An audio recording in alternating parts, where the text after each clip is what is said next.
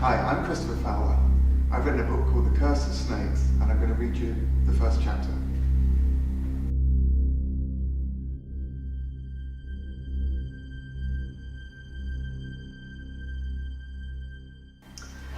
As the yellow moon rose high and the traffic lights changed to red, it came looking for victims.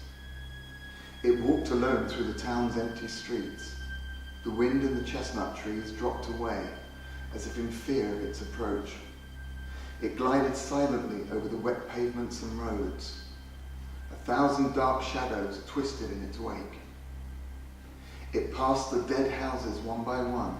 Sometimes it stopped to stare and listen, tilting its head on one side.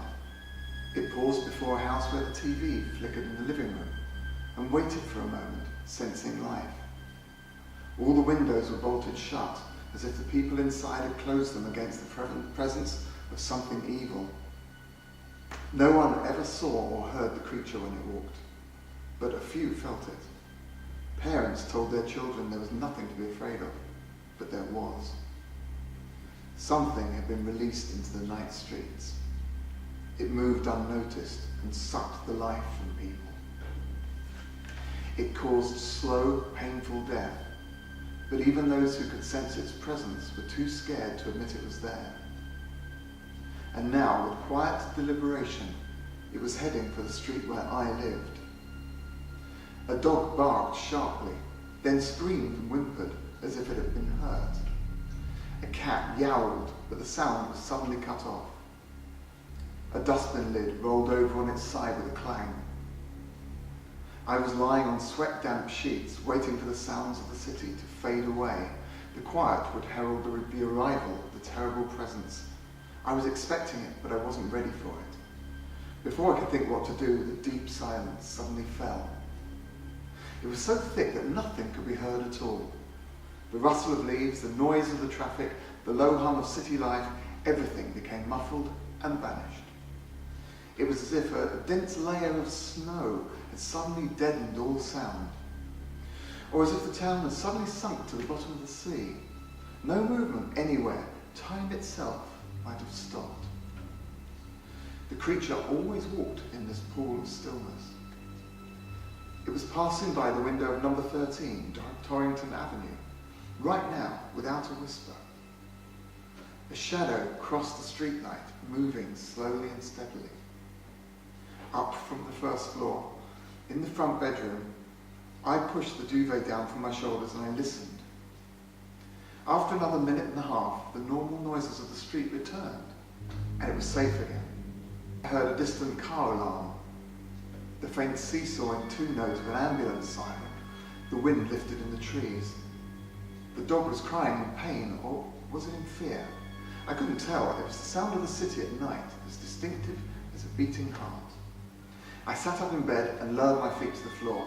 I was boiling hot because I was fully dressed.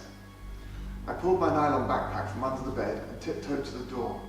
It was dark in the hall, but I could see a light coming from my mother's bedroom.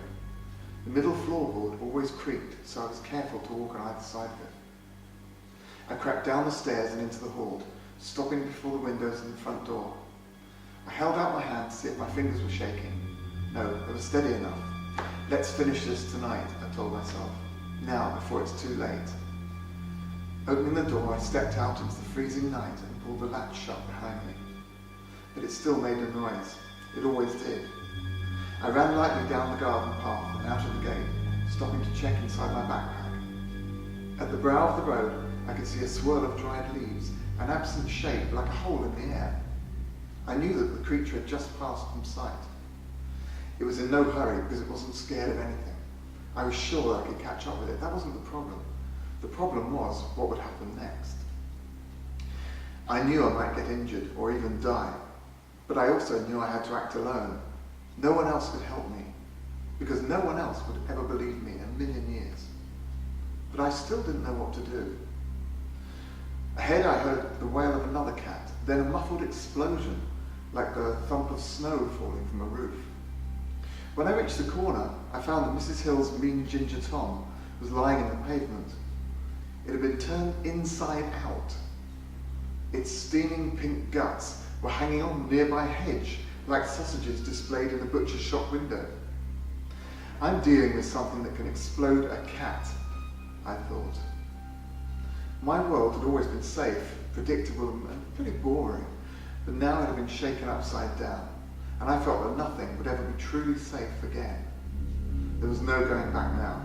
There was something out there in the dark that lived to kill, and incredibly, I was the only one who could stop it.